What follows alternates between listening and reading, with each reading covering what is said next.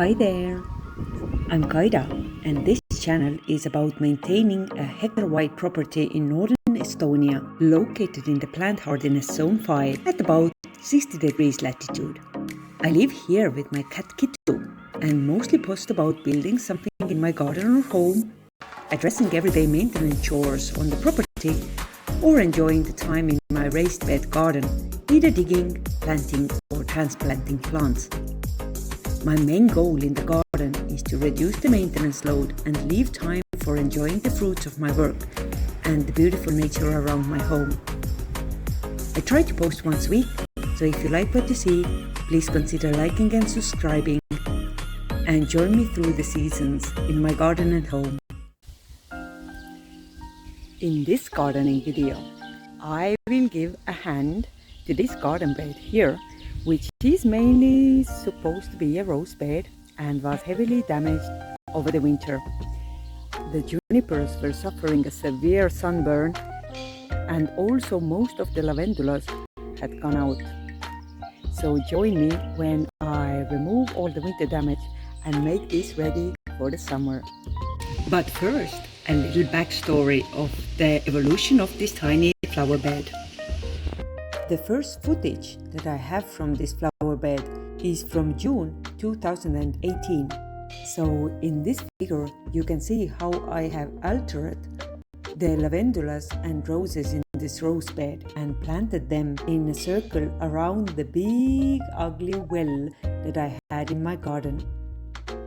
By the end of the first full summer, the plants had remarkably grown in the size, specifically the lavendulas. On this figure, you can also see that there are tiny juniper plants in this flower bed. In order to make them visible, I have to use an arrow here. I had also made this big rectangular planter in the middle of this well cover, but I must say it never got any plants inside, as I wasn't really a fan of the conflict between the circular well cover and the rectangular planter. I think this rose bed looked just so cute and neat in its early days, and looked quite presentable even to the late autumn months.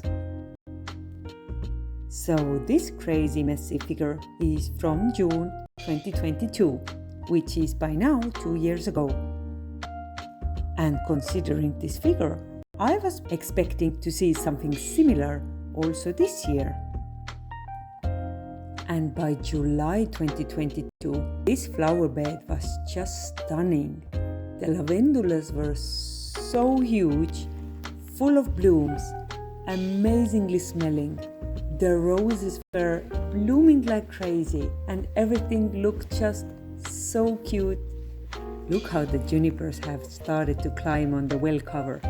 And not only, they are also climbing out of the flower bed. So basically, this is a garden bed development in hardiness zone 5 and with a very, very poor soil, because we only have a sand and a little bit of peat moss here. My mom had also prepared me this tiny little flower pot in the middle, and I think it matches the other assemble just perfectly. And this is the last footage that I have from this flower bed, which has been recorded about 1 year ago in June 2023. I love the popping roses with these simple blooms. The sticks, of course, are for the robotic lawnmower. And this is the footage from April 2024, which is about 2.5 months ago. The snow had finally melted, and I was revising my garden for the damage from the winter. The junipers were a bit yellowish, but it was in the end of May where I really started to get suspicious that something is wrong with this flower bed. First, there was absolutely zero new branches on the lavendulas. Secondly, the juniper branches that had been a tiny bit yellowish in the month of April were now completely brown, and this whole flower bed did not not look so pretty and cute and romantic anymore. But I thought that maybe this just was a cold spring, and I gave it one more month to recover.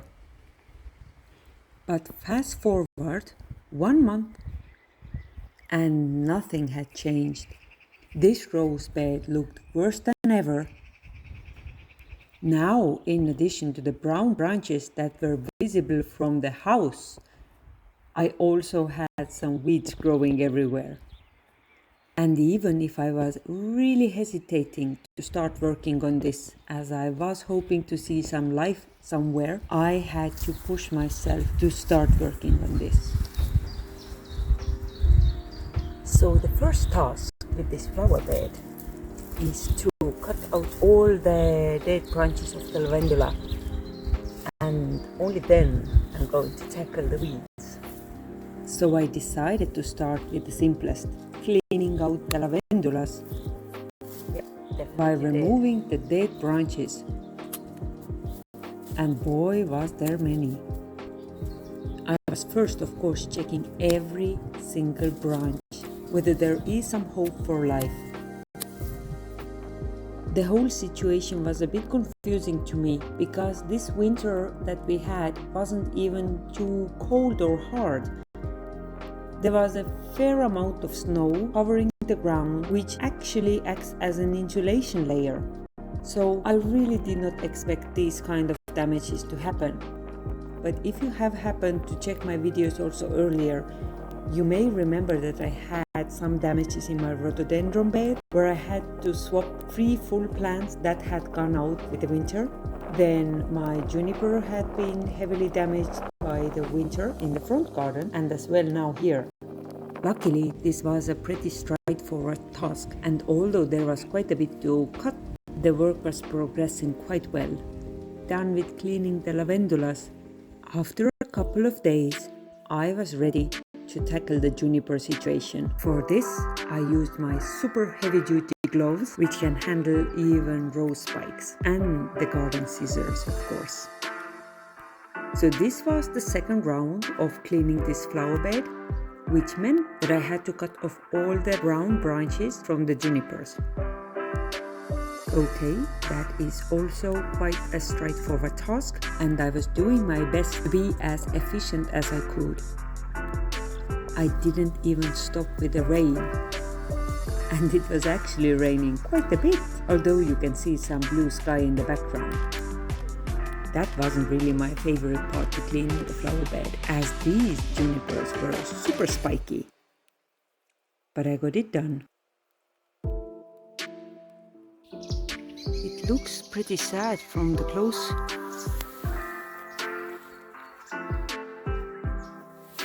There's just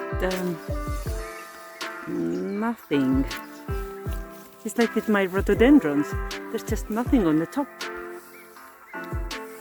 And the branches here are super long, and then there is a tiny bit of green in the end because the top ones were probably burned by the sun, and then there are only the bottom ones left that actually are half rotten.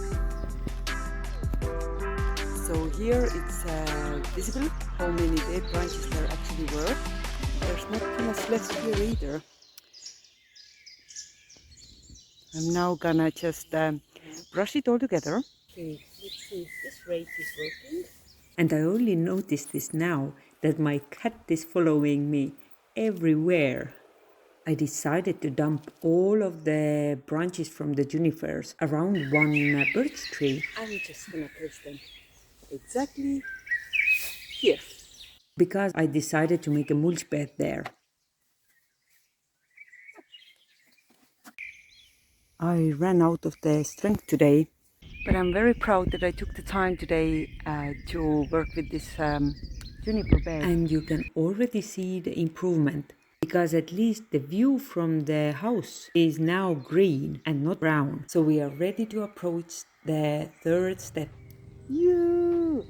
After 2 days of thinking, I have finally figured out what do I want to do with this flower bed here.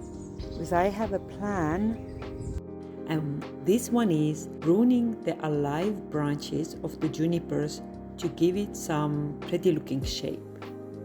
I need to cut out all of the branches from here, and maybe it is the time to just regain the access to this well here, which you don't even see anymore because it's so well covered under the branches, and give more air to the roses to grow. The goal here is to empower the plants that are still alive and give them a nice looking form. And the shape for this one here goes somewhere from here, yeah.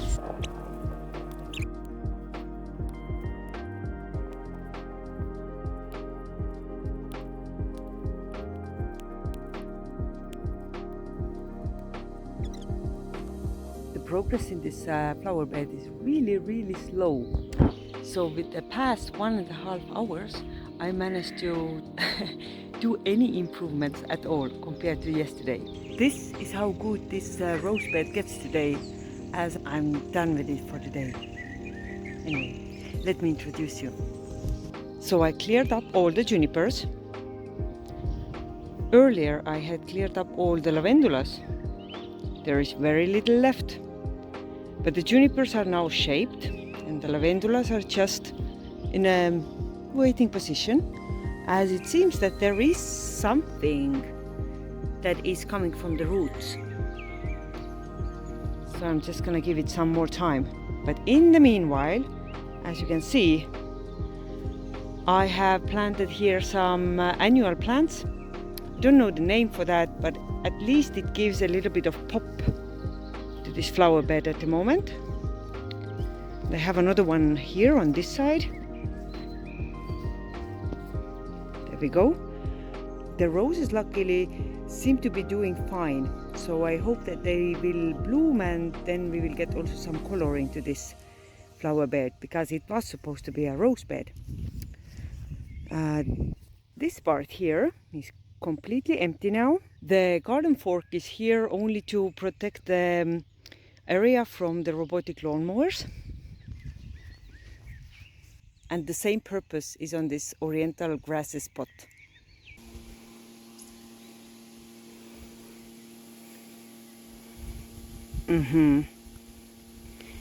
Seems my barrier wasn't strong enough. And considering the tracks, it has tried to mow here, the whole area. I'm gonna help him out. So basically what I plan to do next is to clean up this well cover in order for this not to rot any further, and then prepare this bed with some mulch. So yes, mulch is what is left to be done. And finally, it is also time to enjoy some beauty from my garden. So this is the big Cornus alba bush, or dogwood bush, in the front entrance of my property. The name of the variety is Elegantissima.